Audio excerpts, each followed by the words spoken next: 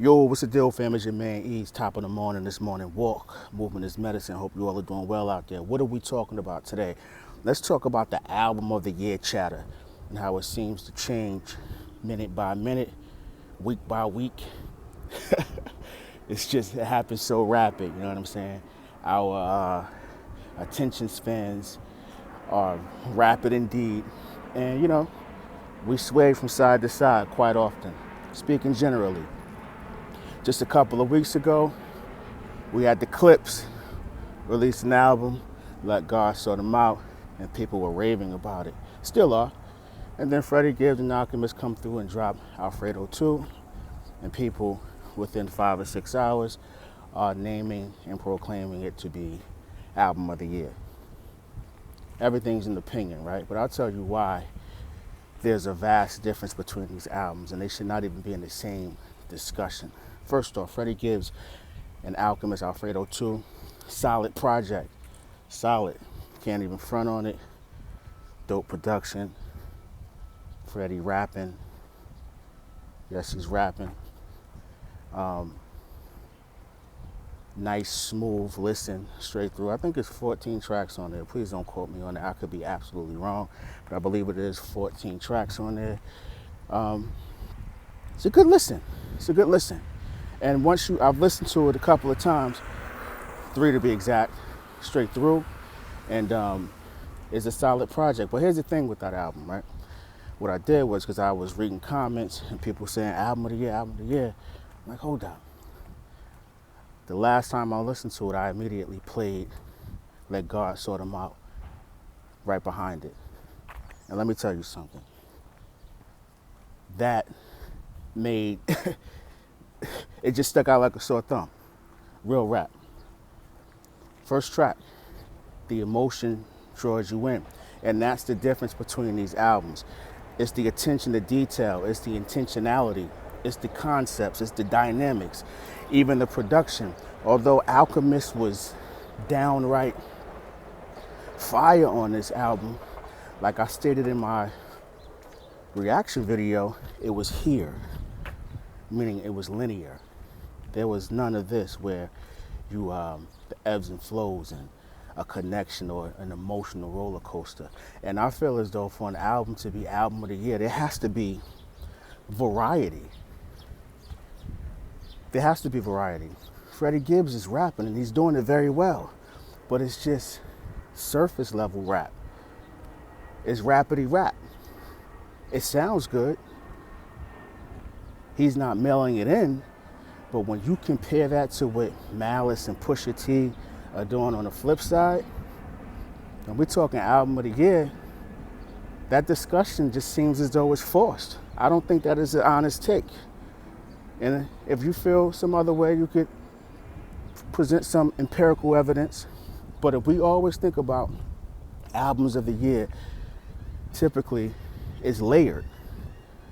That album, whatever artist it is, at the end of the year, December, typically, if you do a percentage of who won it, that album that wins is typically layered, meaning that you have the emotion, you have production, mixing and mastering, concepts, quality features that make sense, different tempos. All that comes into play when we're talking about album of the year. Alfredo 2 is quality, but in comparison to Let God Sort Them Out, it has more of a mixtape feel. And please don't get offended by that. I'm just saying, like, you can tell that the Clipse, they gave their all into that. That this is mind, body, and soul. No wasted bars. Intentionality once again. Similarities is one producer on both albums, but one producer gave an array of different sounds, whether it's sampling, original compositions, different bounces on the drums, different feels and rhythms. It just checked all boxes. I'm speaking about Let God Sort Them Out. And this isn't in no means me fronting or coming at Freddie Gibbs in any way. I will say all that calling out and rehashing old beefs is quite corny, but do you. But I will say, in comparison to the Clipse, there should be no discussion when we're talking about between these two album of the year. It's not even in the same league as Let God Sort Them Out. I challenge you, just go play Alfredo 2 and then play Let God Sort Them Out, and you'll hear the difference. The sonics, although Eddie Sancho did a phenomenal job on the mix, I mean like the sonics in the sense of, because the engineer can only mix what you give him, right? I'm talking about just different textures when it comes to production. Different textures. Sometimes you may get something plush, and then other times you'll get something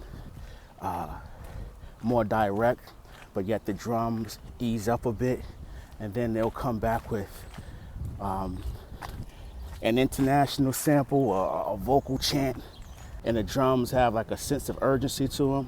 Like these are my calculations, man. And I get it. That album came out and people were just excited to have some good music. But when you really compare the two, and I know Alfredo 2 isn't even 2 weeks old, we get it. But it's Let God Sort Them Out got that by a wide margin. Neither one of them are whack projects. That's not what this is about, but we'd be so quick to throw something out the window, off the roof, because something new is out. Nah, we gotta go back to old principles when you sit with projects. And album of the year stands the test of time. I know we're in 2025, it's a new world, but music is, the consumption of music and what it means and the value of it should never succumb to that type of stuff. That's why you can listen to old soul music or your grandfather loved country or jazz or traditional gospel tunes, because it fed the soul. It was nourishment. It got you through. And that's the thing with Let God Sort Them Out. I think 10, 15 years from now, that album will be played because it resonates with so many different people in so many different ways.